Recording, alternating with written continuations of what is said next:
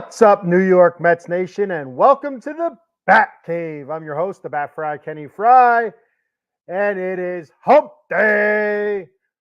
Hump Day, yes, it is. Absolutely. Wednesday, September the 11th, and we all know that date, that which shall live in infamy. Of course, being a New York Mets fan, um, New York, the main uh, center of attack on that day, September 11th of 2001. So we remember all those that lost their lives, the events of September 11th, and where we were at those. You always hear people talking about that were alive. Then it's so long ago now, but it still feels fairly recent. But anyway, it's so long ago that you kind of forget, kind of lose track of time that there has been you know generations born since then. So, uh, the same question comes up every year. Where were you when, the planes hit the World Trade Center? And, it's, every year it comes up. And, my experience was, I was at home, sitting on my couch, just woke up, maybe a half hour before that, got myself a bowl of cereal. I don't remember if it was Fruity Pebbles or if it was Fruit Loops, but it was cereal of a fruity, sugary blend. And I was watching Little House on the Prairie. As odd as that sounds, I know that might take some of you back a little bit, like oh my god. But yes, I was watching Little House on the Prairie, and that is what it is. And I remember I don't remember. I think the show just ended, and like you had a commercial break between the start of the next episode, and the news came on. And I remember watching it, sitting there, not really thinking much about it, and it felt like a trailer for a movie. And I was talking about this with a young fellow I work with last night at work. He asked what I was doing when September 11th. Now this kid is 19 years old, so he was not alive yet. But anyway, I told him what I was doing. I said a few years before 2001, we had the movie Independence Day released, and for those that were alive or that might remember when Independence Day was released into theaters and stuff, the trailers that were released for Independence Day made it feel like a news broadcast. So if you're watching TV and a trailer for Independence Day came up, it was a news broadcast where they're talking about aircraft entering the Earth's atmosphere, unidentified flying object, and stuff. And it would show reporters out in the streets talking about it and pointing to this alien aircraft, and then it attacks, and everything goes to shit. So I'm watching the news broadcast, and that Little House on the Prairie was on TNT or TBS. I can't remember which one it was, but it was one of those two. And like I said, it was an episode just ended, and I was waiting for the next episode of Little House to start. And I remember watching this news broadcast, thinking, "What in the hell movie is this?" And just watching and watching, and it's continuing. And I'm like, I don't think this is a movie. I think this is live. This is this is actually happening in New York City. And I just remember like just being absolutely dumbfounded and horrified, and then watching that second plane come around and strike the second tower. I guess the image, the video clip that I remember watching was, I think it was a helicopter. It had to be a helicopter, right? In the sky, kind of just circling the towers. I believe it was probably a news helicopter. And you could see the airplane from a distance, just approaching, and then just smash. Absolutely unbelievable. And for the rest of that day, everybody was glued to their televisions and television sets, and talking to loved ones. Can you believe what's happening? I can't believe this. And hearing different stories about terror and heroism, from those first responders running up the buildings and such. It's something I couldn't imagine doing, and I'm okay with admitting that I don't know if I have the courage that those men and women showed that day to run into those buildings, to run up all those flights of stairs to try to rescue people, or even those that were in the building working that were helping people that were like stuck in stairways or that were too scared or too tired to continue. You hear stories about people helping other people down flights of stairs, and people helping people out in the streets, and it's unfortunate sometimes that it's a tragedy that has to happen to bring people together, but that's usually when you see the best part of humanity, of humans, of people, is when there is a tragedy, when something does go bad. You see people come together, help each other, look out for each other, and stuff like that. So you've seen a lot of that on September 11th and the days after, when crews were picking through rubble looking for survivors. Unfortunately, not finding very many, which you know, and but just hearing about the tales and the correspondences, of the firefighters going up those towers. And then United Flight 93 that crashed in rural Pennsylvania, out western PA. I live in PA, so not really close to where the plane landed. But here now, those passengers took over the plane, tried to get it back from the terrorists, and crashing that into the field in Pennsylvania instead of the White House or wherever else the intended target may have been. So today's a day of remembrance, and of all those those people in those towers at the Pentagon, and on the airplanes and stuff that lost their lives, and the way it affected people afterwards. And like I said, not only that, the tragedy, but also the heroism of the people that either gave their life or risked their life to help people, uh, to get people to safety, to get people out of harm's way and stuff like that. So it's not only a day of tragedy, but you can also look at it as a day of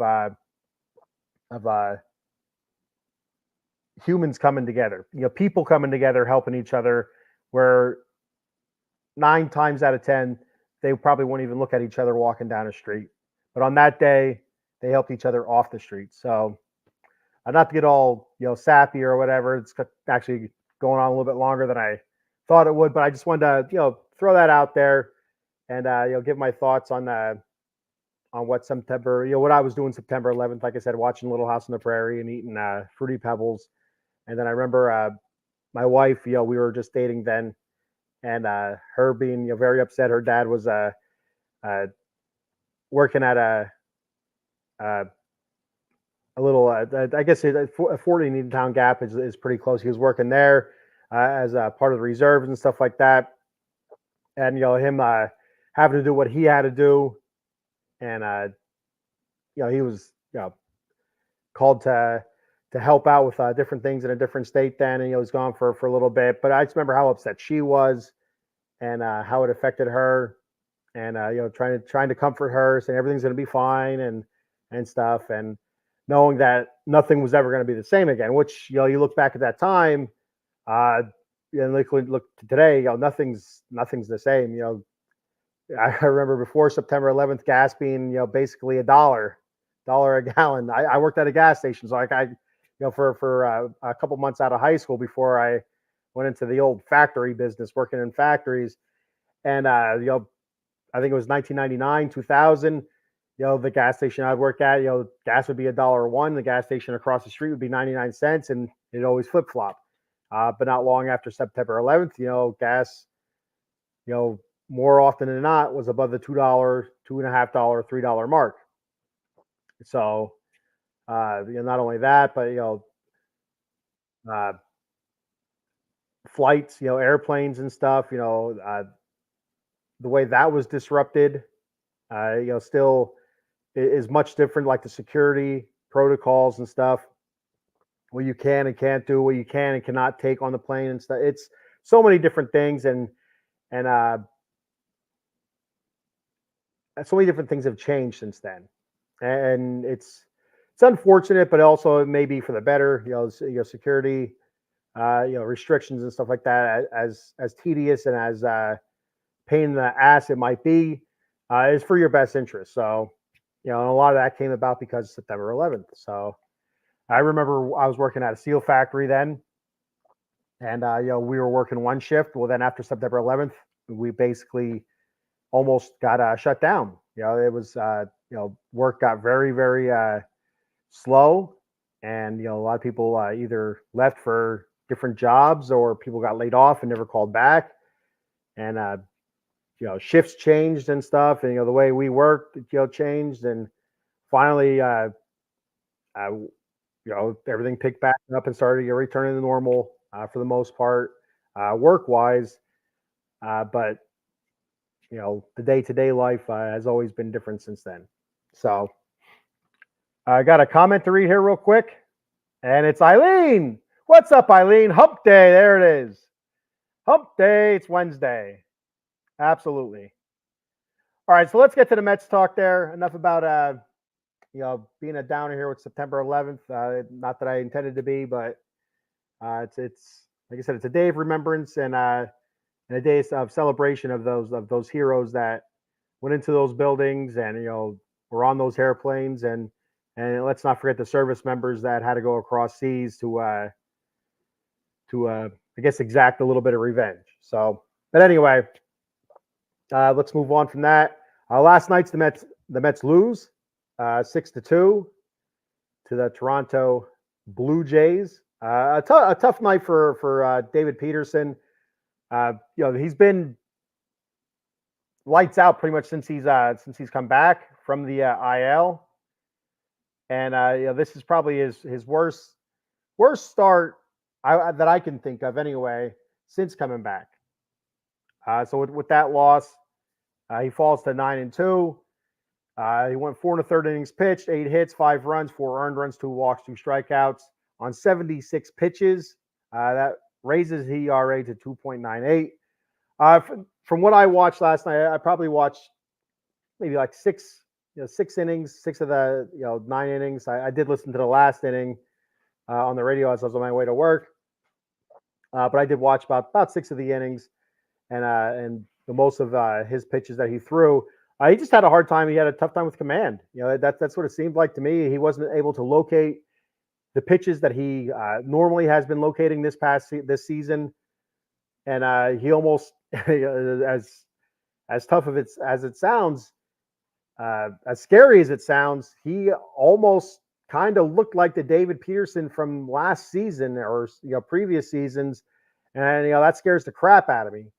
He's been a big part to get us where we are right now in this wild card race, and he's going to be a huge part going down this stretch with some really tough competition to keep us in this race and hopefully to get us into the playoffs. So hopefully this is just a bump in the road for David Peterson. Hopefully next time he's out there, which is maybe this upcoming Sunday against the Phillies. The Mets have a game today against the Blue Jays. Then they have an off day Thursday, and then they start a weekend series with the Phillies Friday, Saturday, Sunday. So if he were to pitch again, he'd be on regular rest. It would be Sunday against the Phillies. Right now, from according to ESPN, they have him scheduled to pitch Monday against I think it's the Nationals. And I just don't see that happening. I see them switching that up and him going on regular rest on Sunday against the Phillies. That makes the most sense to me. That's who I would want out there against the Phillies.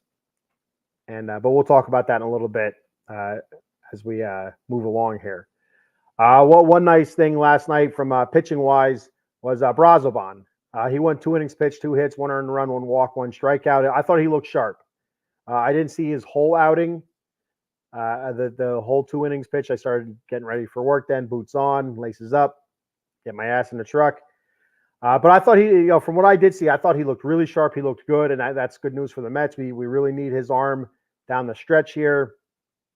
In the bullpen to help us out, help us bridge some gaps there to our back half of the bullpen. To get to The guys like Reed Garrett, Edwin Diaz, and stuff like that. Excuse me. Got my Wayne Enterprises coffee mug here. All right. So yeah, hopefully this was just a mirage, a bump in the road for David Peterson. We'll have to see what David Peterson shows up against the Philadelphia Phillies hopefully against the Phillies on Sunday. If not then it'd be the Nationals on Monday. Hey, Yuki Matsui. It's been a while, buddy. He says, LFGM, let's effing go Mets. Absolutely, sir. Phils versus Mets, the war at the Fry's house. Oh, yes, it is. It will be the war at the Fry's house. It's kind of funny. I was watching the Mets last night, and they were talking. They brought up about the Phillies. What were they, losing or winning last? I don't remember. Oh, they were winning last night, I think it was. And Schwarber got hurt. And Schwarber has been hot as shit, man. That guy, he's been stroking. I guess I'll use that word. He's been stroking pretty well. Been hitting some bombs, and he's just been tearing it up. Give Schwarber credit. He's been tearing it up recently. But last night they said on the Mets broadcast, SNY, that Schwarber got hurt. He was taken out of the game as he slid back to first base on a pickoff attempt. So I'm not sure what's up with him. I would be just fine and dandy if Schwarber was not able to play for at least 2 weeks. I'm cool with that. I have zero problem with Schwarber being out for at least 2 weeks. And yeah, so. But my daughter, I sent her a text when they mentioned it on SNY. She was down in her room doing God only knows what, and I shot her a text. I said Schwarber's hurt, and she came racing upstairs. What do you mean? What happened? And that's me doing her voice. And I said, a pickoff attempt, sliding back to first base. They said he hurt his elbow, so I don't know how bad it is or whatever. So they stomped away. So yeah. But it's gonna be a lot of fun here at the Fry House over the next couple of days, over the next couple of weeks. The Mets have a couple series with the Phillies, a couple in New York, and a few in Philadelphia. So yeah, 3 in New York and 4 in Philly.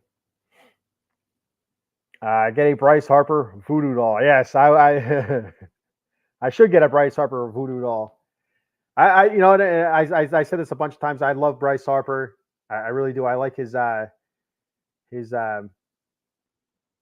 hustle, his mentality, and and then I see the other day how he thought he had a home run, and he's kind of jogging and it hit the top of the fence, and he has to run, and I think he only got a single out of it, maybe, or something like that. And I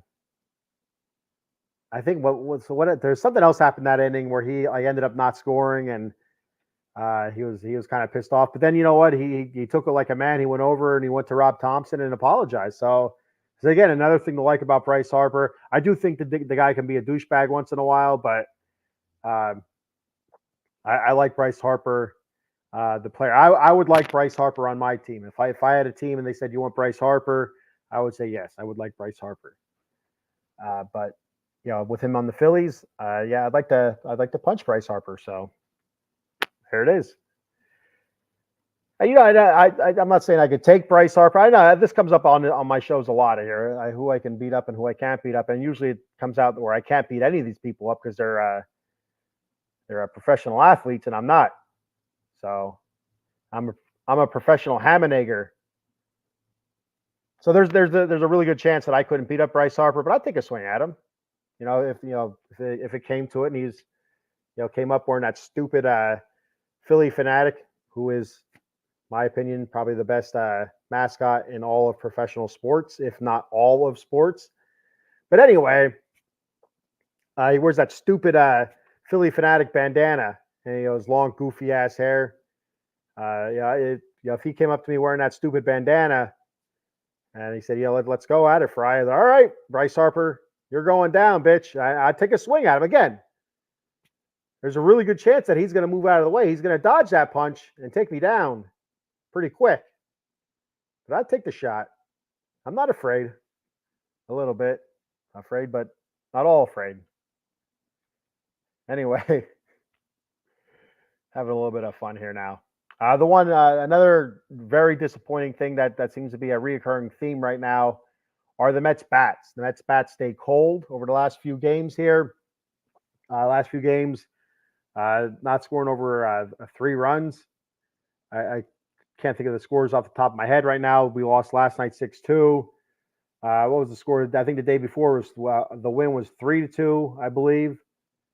No, it was 3. Was it 3-0? No, it was 3-2. It was 3-2. Yeah, it was 3-2 because Diaz got in for the save. There was a runner on, and the dude from the Toronto Blue Jays hit the ball to the fence. That would have been a walk-off if it would have went on over. That would have made it 4-3. So there's a 3 right there. The loss to Cincinnati, I guess. Was it Cincinnati?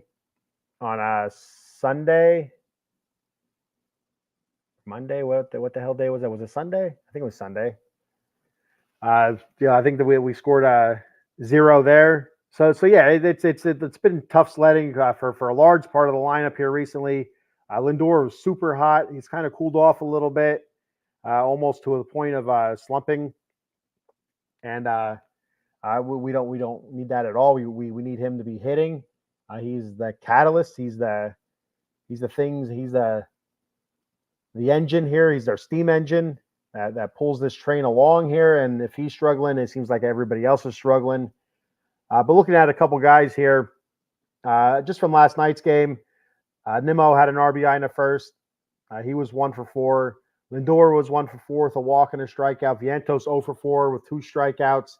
Alonso 0 for 3, 1 strikeout. He was also hit by a pitch, so he did make it on base, but still got hit by a pitch, and he didn't hit the ball at all. The ball's hitting him now.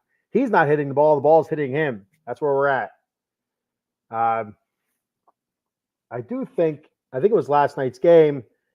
I think I was listening to it at this point where there's a couple guys on, and it was Mets were down 5-2, and he struck out. It sounded like it was a really good at bat, if I remember correctly, but he ended up striking out looking. I think it was a high and outside, and the umpire last night. I'm pretty sure it was last night. The umpire from last night was calling the high strikes. Yes, it was definitely last night. So I remember that one curveball that was called a strike on I think it was Vientos that he was kind of pissed about. It was according to the K zone, it dropped in, but it looked high.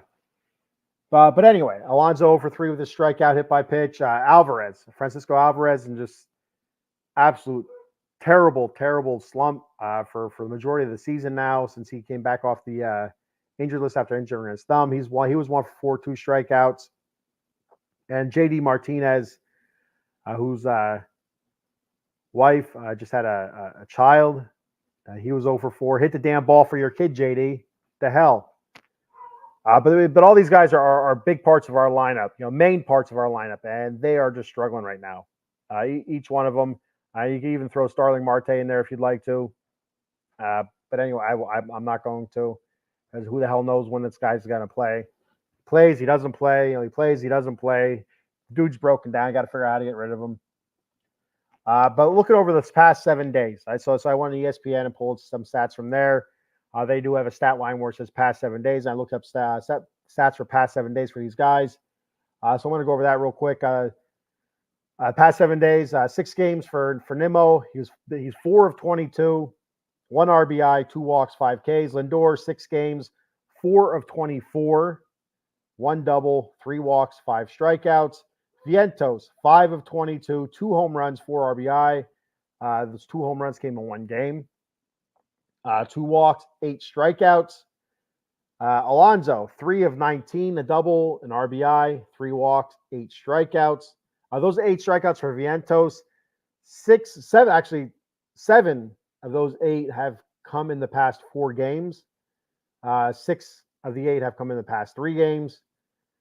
Alvarez, 3 for 14, an RBI, 4 walks, 5 strikeouts. JD Martinez, 4 games, 3 of 16 a double, 4 RBI, no walks, and 5 strikeouts. All said and told, the total of all those guys, Nimmo, Lindor, Vientos, Alonso, Alvarez, and Martinez, our main guys in our lineup, our big guns in our lineup, that makes our lineup scary. These guys are the guys that make our lineup scary. Over the past 7 days are 22 for 117, which is a .188 average, with just 3 doubles, 2 home runs, which again were Vientos in one game, 11 RBI, 14 walks, 36 strikeouts. That's hot garbage. That is shit. That is trash. That's not going to get it done. That will not get the Mets into the playoffs if that continues. One guy, 2 guys, okay, but to having 6, lineup, basically our 1 through 6 there, basically pretty much struggling the way they are. Usually, Francisco Alvarez has been down towards the bottom of the lineup because of his struggles. But anyway, you get the idea. It's not going to get it done. It's trash. It's garbage. Like I said, 1 guy, 2 guys struggling, you can get by. 3, okay, but all these guys it just it can't happen. It has to change. Especially going to Philly, the Mets need to win today's game to win the series against Toronto Blue Jays. They need to continue winning series. If they continue winning series, they're playoff bound. And I lost my train of thought. My dog was barking. I'm thinking, what the hell is he barking at? So then I forgot what the hell I was going to say. Anyway, yeah, I lost it. So we'll move on from it. They need to hit the damn ball. If they're able to continue winning these series, they'll make the playoffs. They control their own destiny, basically. That's how you look at it, because they do have those. They do have those games with the Braves. And as long as they keep winning series, they should be all right. There is a chance that the Braves, for some crazy, chance that they go on a huge win streak. That obviously, if you're just winning series, but the other team's winning all their games, that's going to hurt you. So moving on from that, some bummer of a news. You have Jeff McNeil. He's out for the season. A few days ago, he was hitting a wrist against the Cincinnati Reds. You watch the video, it was kind of, you didn't think he was going to be hurt at all. It wasn't like it was a fastball. I believe it was a breaking ball. I think it was a curveball. I could be wrong. Or a sweeper, whatever the hell you want to call it nowadays. He gets hit. He kind of, gives the, and then there's this whole thing with his tongue out and everything or whatever. But then he's like, oh, I'm all right. His thumbs up and takes off all the protection and stuff like that. And he seemed to be all right. Well, then he gets pulled from the game. And it turns out that he has a fractured wrist. And if he does return this season, it would not be until about the league championship series. And so if that means if Jeff McNeil does return to the team, that means the Mets have been playing really, really good baseball. So with McNeil out, that leaves a spot open. So you figure McNeil's out. He's been filling mostly second base. He also has been doing a lot of outfield work. So you figure the second base spot would more than likely go to Jose Iglesias. And then you have more playing time for guys like Tyrod Taylor,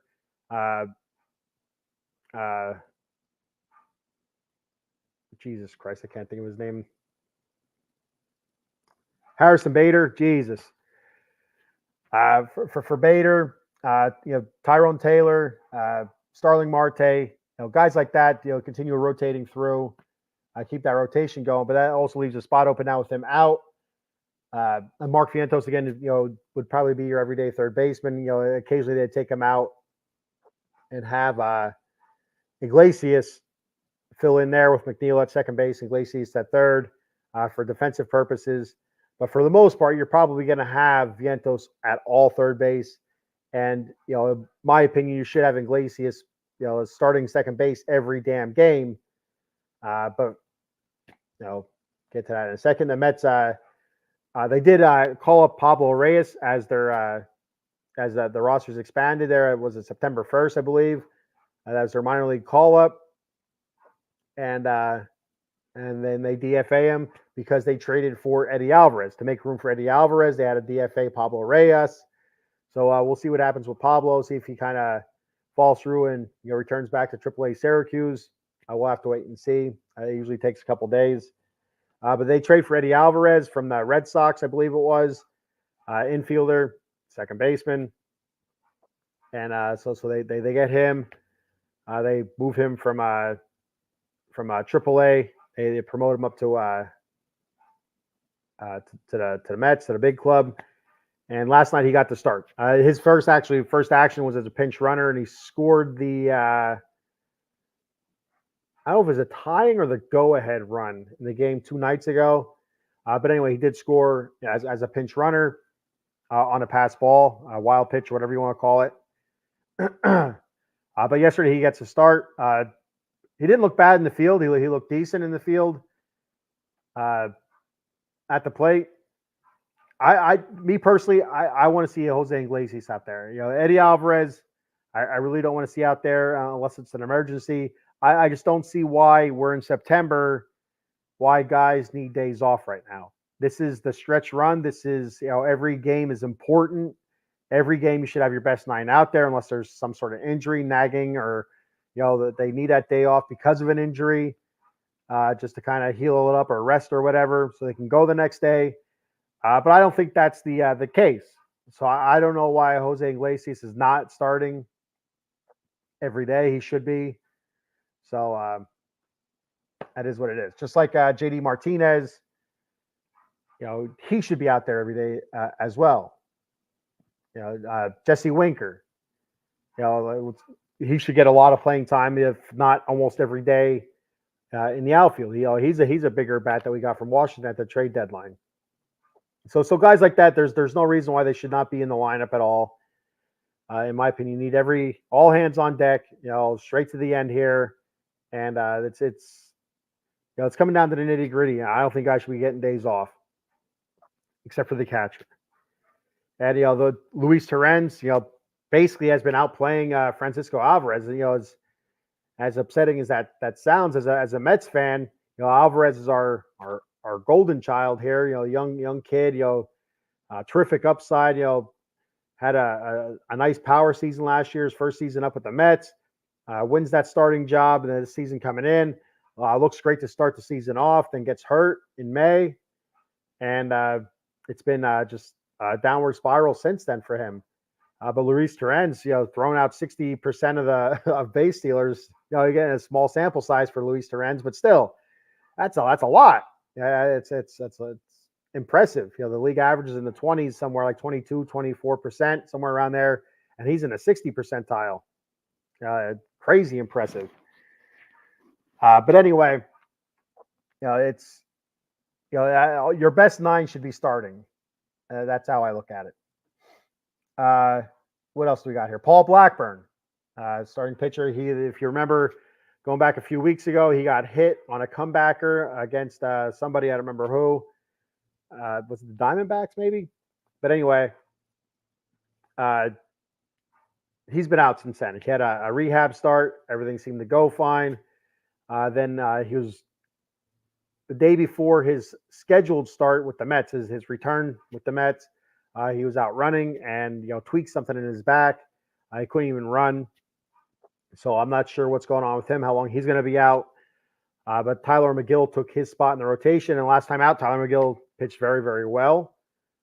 Don't remember exactly what it was. I think I did not write it down. But anyway, he pitched very well last time out, Tyler McGill, and he's attacking the zone. He looked good. Tyler McGill looked very good. So if we can get that Tyler McGill this Sunday or Monday, again, not sure which day, David Peterson's going to be starting. Should be against the Phillies, and then that would mean McGill would start against Washington. But we'll have to wait and see for official word on that. That's what it seems to be pointing at, though. I'd rather have one of my best pitchers for most of the season, David Peterson, going up against the Phillies instead of the guy that's been super, super inconsistent. All right. So who's next? We have the Toronto Blue Jays today at 3:07 p.m. Sean Manaea versus Bowden Francis, and I think they have Bowden Francis listed as a starter for today's game, but he's a bullpen arm, so I'm guessing that's going to be a bullpen game. I don't know. I hate bullpen games; they drive me nuts, but it is what it is. But we'll see when it starts. So that's what it said on ESPN, and that's where I get most of my crap from, stats wise. Manai is 11-5 with 3.43 ERA, 163 Ks, a 1.10 WHIP. Last time out, he went 6 2/3 innings pitched, 3 hits, 4 earned runs, 2 home runs, 2 walks, 2 home runs given up, 2 walks, and 9 strikeouts. That was in a 6-4 extra innings win against, was it the Reds, I think? I don't remember if it was the Reds or the Red Sox. It was Red something. I don't know. So that's what we got going on for today in Mets land. And then, let me adjust my notes here so I can see it. Let me take a sip of my iced tea here out of my Wayne Enterprises, Bruce Wayne. All right, got a couple more comments here before I get to the next topic here. Yuki says, you worried about the Mets making the economy playoffs? If yes, then somewhat extremely worried. What the hell is the economy playoffs? I don't know what that is. You worried about the Mets making the economy playoffs? If yes, then somewhat worried. Extremely worried. I don't know what the economy playoffs are. I don't know what you mean by that, Yuki. Oh. Spell check. All right. I am worried about the Mets making the playoffs. I do think that they have a tough schedule, a tough road to the playoffs, to make the playoffs. But the way I look at it is the other 3 teams do as well. So and actually, you lead me right to my next topic. Actually, my next 2 topics, but I'm going to go ahead and read those off before I answer your question. We got the standings. So the standings we have, I'm just going to do the wild card standings. The Mets and Braves are 8 games back from the Phillies, so I'm not even going to do that. The wild card, you have San Diego in the lead right now, 82-64. They're at plus 2.5. 6-4 in their last 10. They won last night. Arizona, 81-64. They're at plus 2 games ahead of the final spot. They're 5-5 in their last 10, winners of 2 in a row. The Mets and the Braves are tied for that final spot, both at 79-66. The Mets are 8-2 in their last 10, losers of 1 in a row. And the Braves won last night against Washington 12-0. So the Braves are 79-66, 5-5 in their last 10. And just outside of that, 4 games back, you have the Cubs. They're 75-70. Like I said, 4 games back of that final spot. So they're still kind of hanging around the Cubs. There's still a chance that they could do it. But they're 6-4 in their last 10, winners of 3 in a row. The reason I wrote the Cubs down there, because you look at the schedule of some of these teams here, there's a chance. There's a chance the Cubs go on a run. I didn't look at the Cubs schedule, though, so they might have a tough-ass schedule, too. I'm not really sure. But, looking at these schedules, it could be tough. So that brings me to the next topic, Yuki, which was what lies ahead for the Mets, Braves, Diamondbacks, and Padres. Should the Mets drop Alonso and Nimmo to the bottom of the lineup? No, I don't think they should drop them to the bottom of the lineup, not that far down. I still say you leave Pete at 4. I don't know who you could put it for because nobody's really hitting right now. I mean, yeah, you move Vientos back to 4. He hasn't been. He's been struggling a little bit. Move Pete to 5. He's JD Mart back up to 4. I don't know. This lineup, it's tough because there's so many pieces that are struggling right now that it's tough to say. They do need to kind of move it around a little bit, but I just don't think dropping Alonso and Nimmo to the bottom of the lineup would be the answer.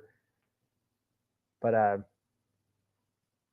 I'm for change. I am for change. I am for the Mets trying something different. And if that means, as odd as it sounds, Pete sixth and Nimmo seventh, then do it. It's no time for feelings. Your feelings, if Pete's feelings get hurt or Brandon Nimmo's feelings get hurt because they get dropped that far in the lineup, and so be it. It is what it is. Um, be professional about it. That's all. Should the Mets play Bader at center field no matter what? I think so. I think so. He's a terrific center fielder. He has been struggling at the plate again. Most of these guys struggling at the plate recently, but he seems to come up with a lot of big hits. I like his aggressiveness on the bases. Sometimes it does bite him in the ass, but a lot of times it does lead to good things. So yeah, I do believe they should start Bader in center almost all the time. It's just laid out there. I think I would choose him over Tyrone Taylor, but I'm not saying that Tyrone Taylor shouldn't get any time either. I have no problem with Tyrone Taylor, filling in right field or even coming in later in the games in center field for an at bat or so. But I think the bulk of at bats and playing time should go to Harrison Bader. That's just my thoughts. I felt that way the whole season. I absolutely have. I've mentioned on it here before how I thought Bader's had a really good season. In this recent stretch, maybe not so much, but for the season as a whole, I thought he's played very well. He's for the most part, he's been fairly durable. He was on the injured list I think once this season. I don't know if he made the IL or not, but I know he was out for a couple of games one part of the season for an injury, but it hasn't been often. And I like Bader over Taylor.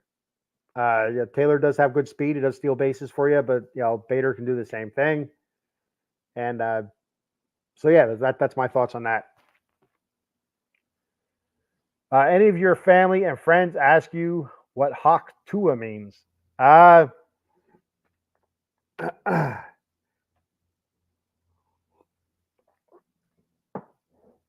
So my kids have not asked me what Hawk Tua means. My wife does know what Hawk Tua means, and not to put that in a perverted way or nothing like that. She's an adult; she understands. She gets it, and she has used it in a funny manner. She sent me I don't remember, it was a meme on something, and it got me cracked up. I was laughing. It was funny the way it was used. But yeah, it was. The kids, they have not brought it up, which is good. I don't need to have that conversation. I don't want to have that conversation, and I would probably lie my ass off about what it means. So, but my friends, I'm 44 years old. If they don't know what the Hawk Tua means, then yeah, I mean it's. I don't understand like why she threw out the first pitch at a game. I like still boggles my mind.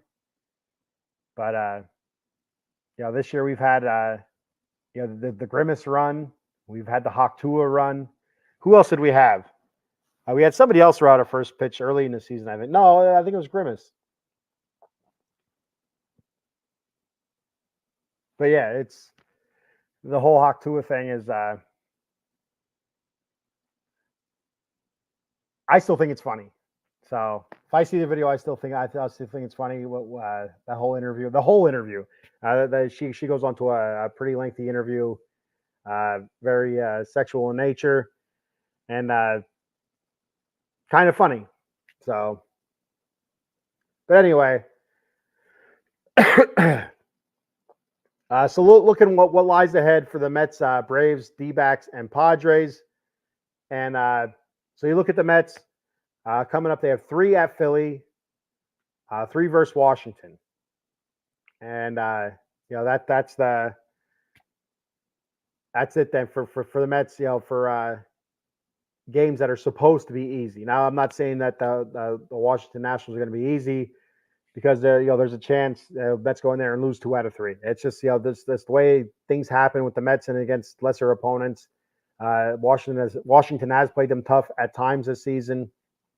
And I even think the last series they played against each other, I feel like Washington may have won that series or something, like they put up a really good battle against the Mets. But I feel like Washington probably won the last series they played against the Mets a few months ago. But after that, they have 4 first to Phillies. That's the Mets' final home games, the last 4 games at Citi Field during the regular season. Hopefully, there are more in the playoffs.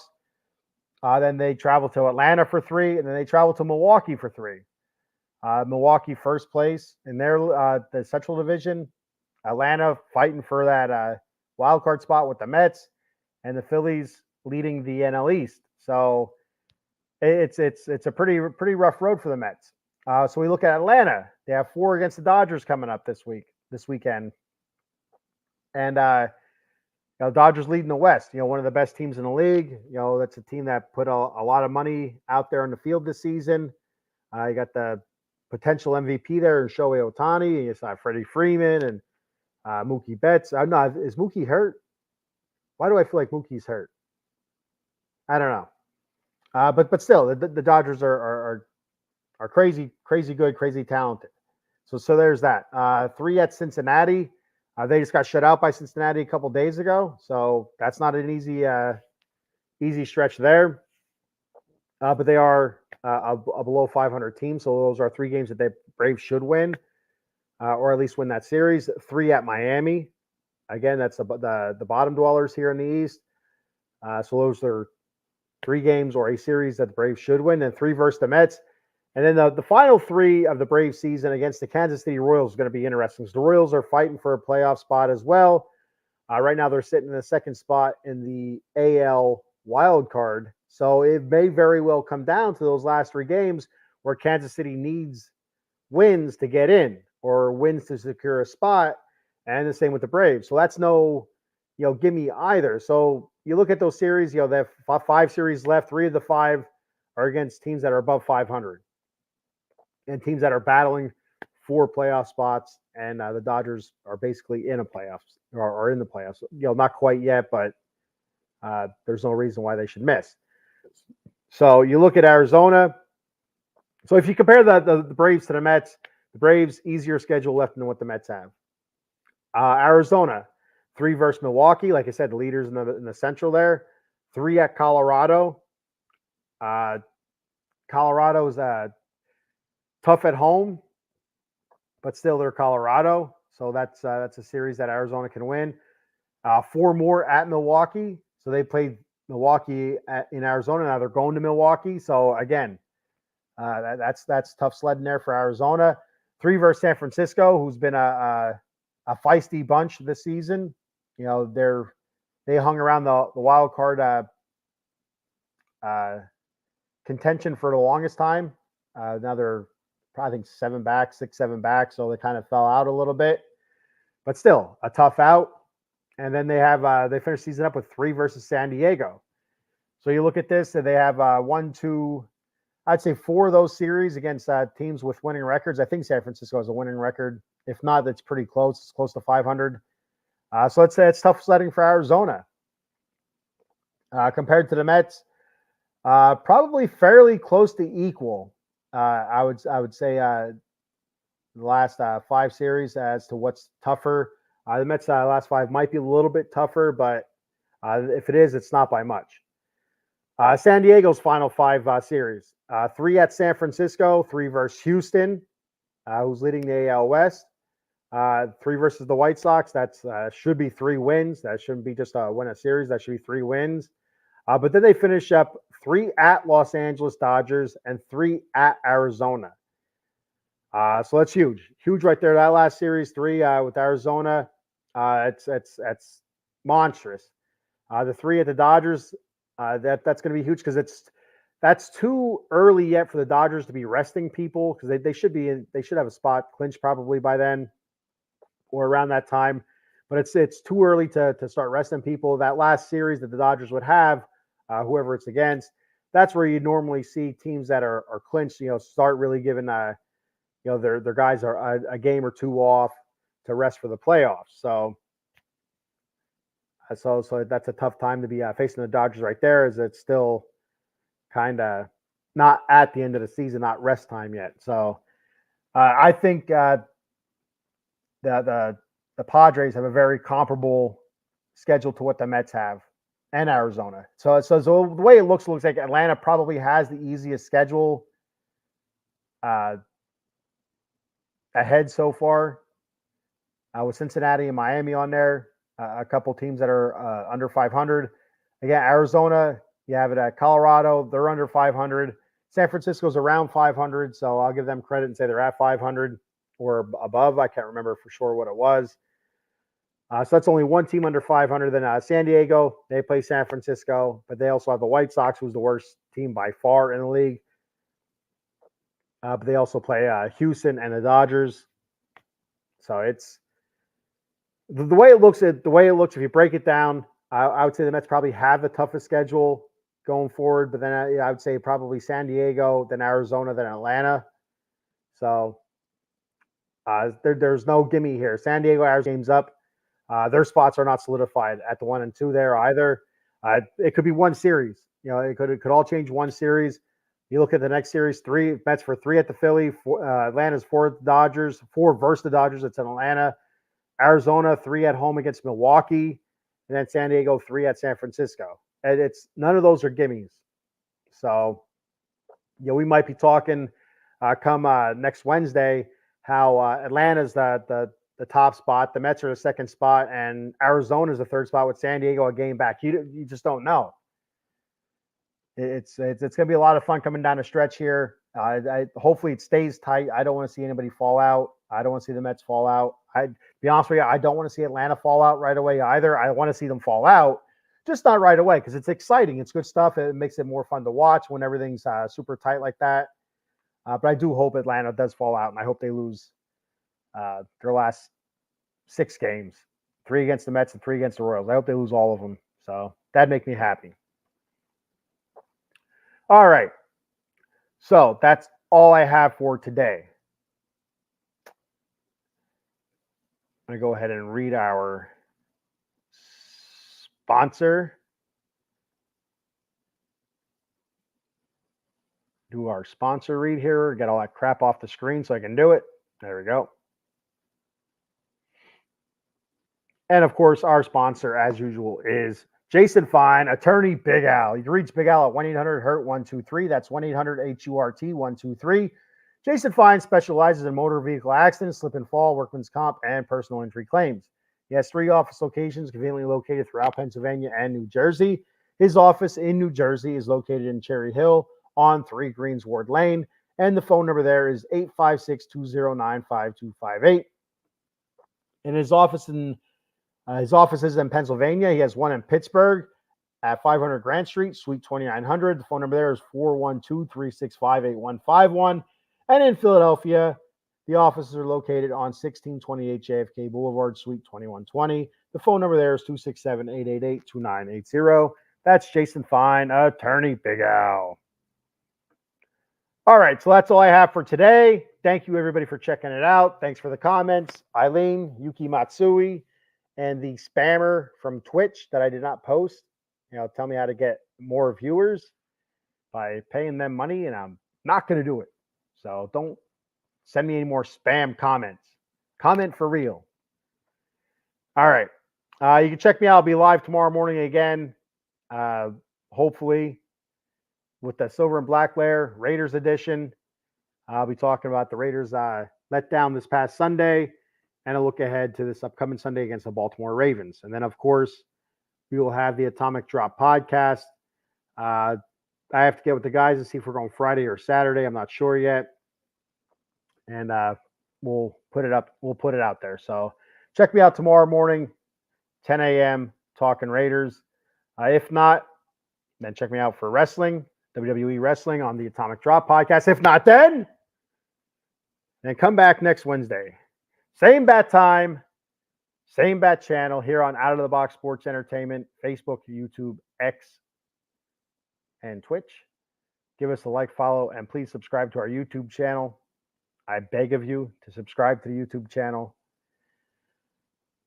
And I will see you guys next Wednesday. Let's go, Mets!